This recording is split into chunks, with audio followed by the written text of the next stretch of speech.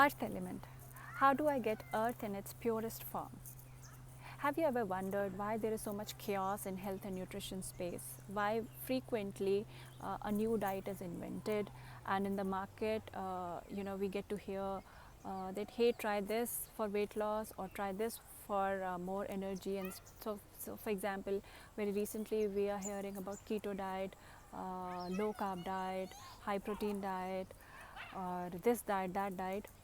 All of it is to create chaos, just because I cannot convince you, so I might as well confuse you. So, what happens when you get confused? You are in this circle. You will try this diet. Oh, this doesn't work for me in the longer run, I'll try this. So, we get for our whatever short term benefits. For example, weight loss is one of the biggest issue. So everybody wants to lose their weight, but they don't want to work on the fundamentals.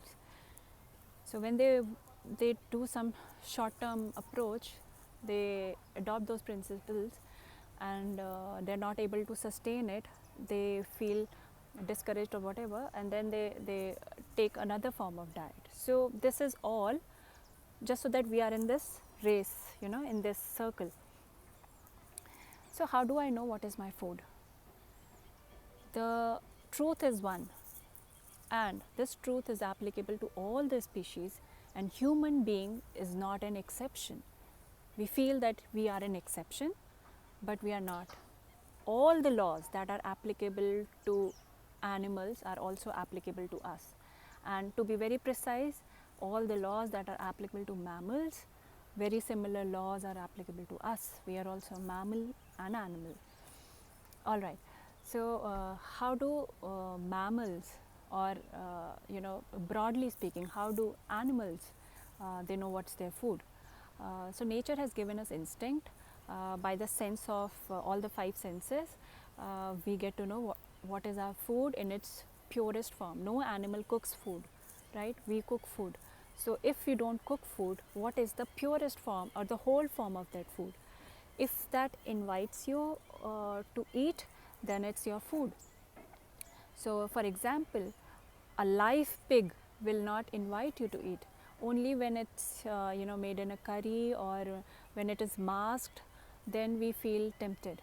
But otherwise, there is no way that a live pig or a cow or any animal will invite a human being. And the other thing is that the structure of our teeth, right? It's not like other carnivores animal. So we are not, our teeth is not meant to eat raw meat, while we eat in the cooked form, but we are masking the smell and everything. Okay, so I can know, fine, I know what is my food. So how do I know when to eat? So again, let's take cues from animals. They eat when they are hungry, so they play around, and when they are hungry, they eat. It's not like breakfast, lunch, dinner, and sometimes they don't eat also. So whenever there is similar instinct, we also have. So what happens, whenever we are hungry, there is a change in our flow of breath. So if you put your index finger just beneath your nostrils, and if you feel warmth in your right nostril, that means the fire inside you is there, and you can eat and it will get digested. And the left nostril means that this is the time you can drink water. So we get those, and this keeps on changing. It is not that it will be like this, and sometimes it is balanced also. And this usually happens when we are centered, when we have control over our senses, or post meditation. You will experience shift in breath. We also call it prana, which is life force energy. So this is one cue that we all have. We can check also. The other aspect of gross food is, with what energy are we eating? So in modern world, what is happening? When we are eating food, our attention is either on TV, or we are talking to our family members. But eating food mindfully makes a lot of difference. So how do I eat mindfully? I call it food meditation. When you are, and this came to me naturally. When I eat, I don't naturally. I'm just not able to talk, and I take so much time in chewing. I remember when I was in school, I used to be bullied for that, so I used to have my lunch alone. Same situation I experienced in corporate life. So I again started eating on my own. Colleagues used to join me, but then it used to be very difficult for me to cope up with their speed. But eating, chewing your food properly and paying attention to your food. When you are eating food, look at the colors of the food. Okay, use all your five senses. Pay attention to the colors of the food, the smell of the food, the taste of the food, just even for 10 seconds. So what you are doing, you are shifting the energy from here and there to the food that you are eating, and that is getting concentrated in your stomach and will help you in digesting. Digestion, it will help you in digestion also. So this is the food meditation aspect, and while you are eating, you are just using your own energy. So to heal the food, how do you use your own energy to heal the food?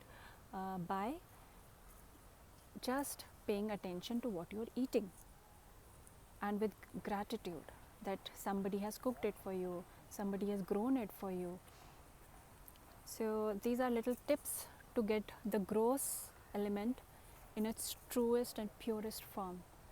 And other thing that we can get cues from nature, that in nature we don't have let's say apple tree or the papaya tree growing together, or apple tree or mango tree going together. So why do we mix fruits? That is one activity which you should completely stop if you're doing it. So just take one fruit at a time. You can increase the portion size, but do not mix fruits. Remember, everything that you are doing in terms of eating, think about how this is grown in nature. So do you have all these grains growing together, like we have multi-grain cooking, right? So these grains do not grow together. So this little awareness about our food is enough to understand what is that we need to eat and when to eat. Now coming to the subtle aspect of earth. So how do we get the subtle? So there is ground under our feet, right? So and what has happened in modern living, we are using footwear all the time, but with barefoot we can feel the earth also. Now what happens in our body, there is a static charge that gets released every now and then.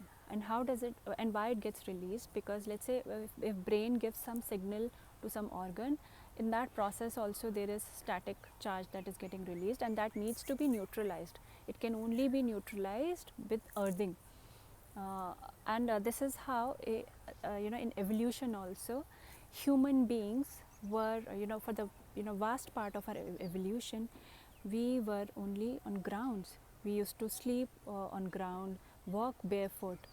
So that is the functionality, that while walking this is getting neutralized, this is getting dissipated. But now we are wearing footwears, and we are staying in high rises where there is no earthing. So how do we get earth?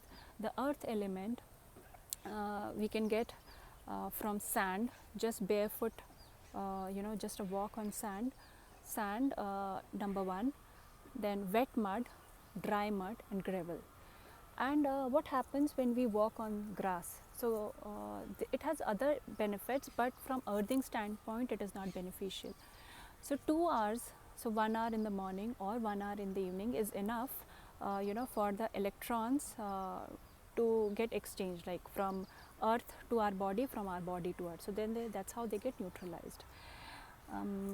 And when we do this, we get the subtle elements of earth and also the gross element of earth in its purest form, and that helps in balancing the earth element. I hope you practice, and let me know your feedback, and it would be great if you also do some research on getting earthing.